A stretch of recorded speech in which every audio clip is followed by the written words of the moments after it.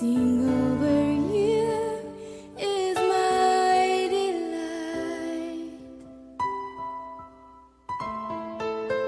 Come away with me, my love.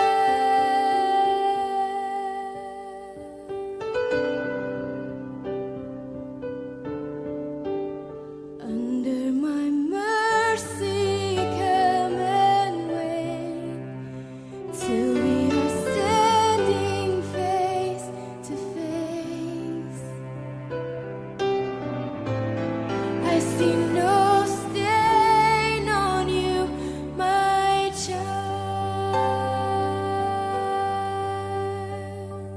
You're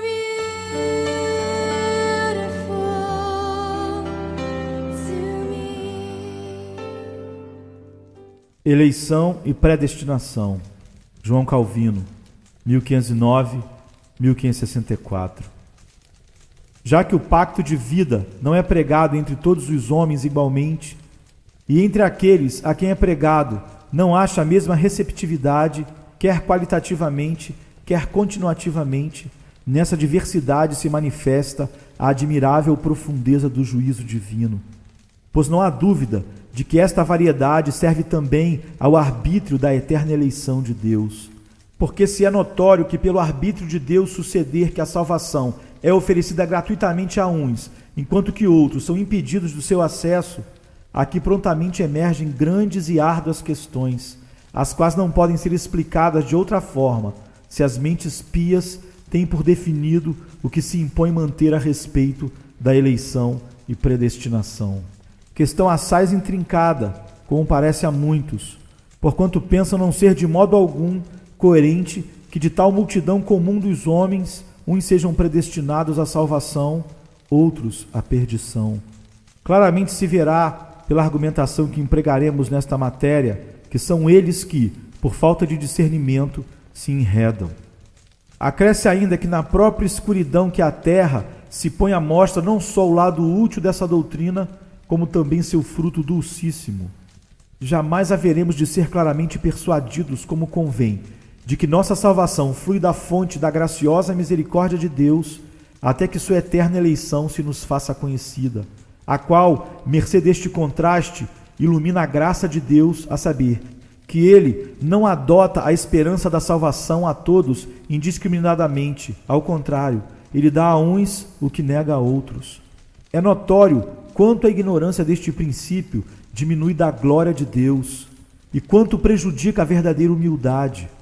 Com efeito, o que é tão necessário que se conheça, Paulo nega que se possa conhecer, a não ser que Deus, descartando inteiramente a consideração pelas obras, elege aqueles que para si decretou.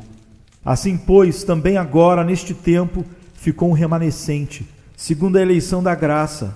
Mas se é por graça, já não é pelas obras.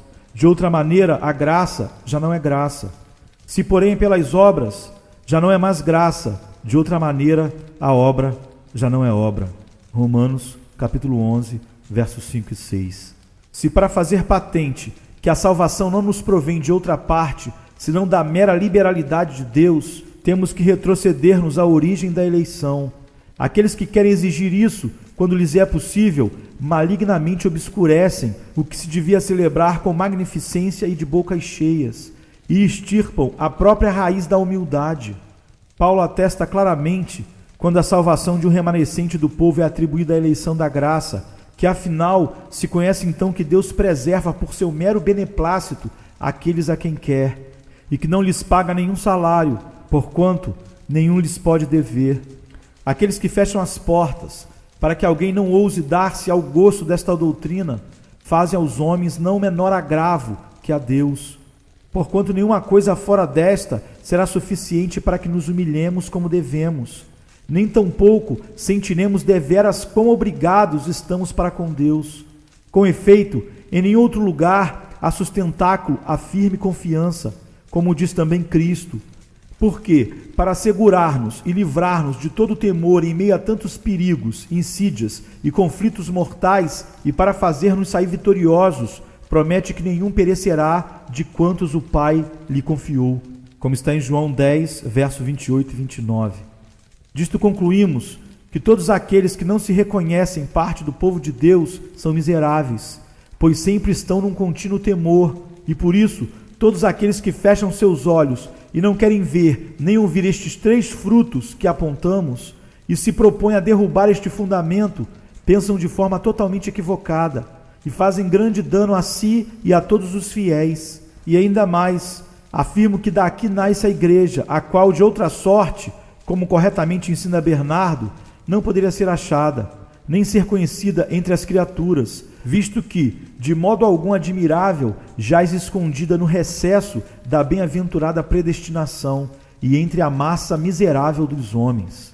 Antes, porém, de entrar na matéria propriamente dita, tem que abordar previamente em 2 lugares distintos duplo gênero de homens.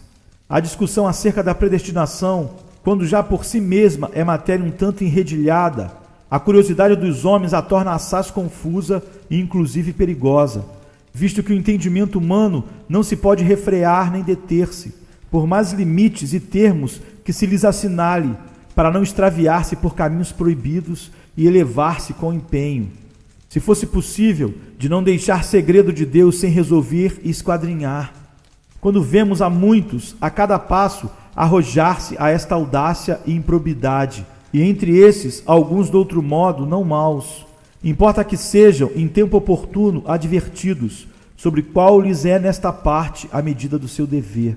Portanto, primeiro que se lembrem de que, enquanto investigam a predestinação, tentam penetrar nos íntimos recessos da divina sabedoria, na qual, se alguém segura e confiantemente irrompe, tampouco conseguirá saciar-se com que sua curiosidade, e estará a adentrar um labirinto do qual não achará nenhuma saída.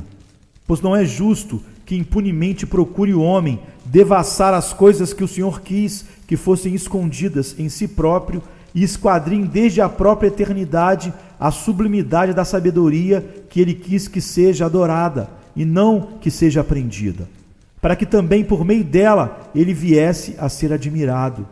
Os desígnios secretos de sua vontade, que determinou que devessem ser-nos desvendados, esses não-los revelou em sua palavra, mas determinou que é bom comunicar-nos tudo aquilo que via ser-nos necessário e proveitoso. Assim, pois, também agora neste tempo ficou um remanescente, segundo a eleição da graça. Mas se é por graça, já não é pelas obras. De outra maneira, a graça já não é graça. Se, porém, é pelas obras, já não é mais graça. De outra maneira, a obra já não é obra. Romanos 11, versos 5 e 6. João Calvino, 1509, 1564. You're my beloved, you're my bride, to sing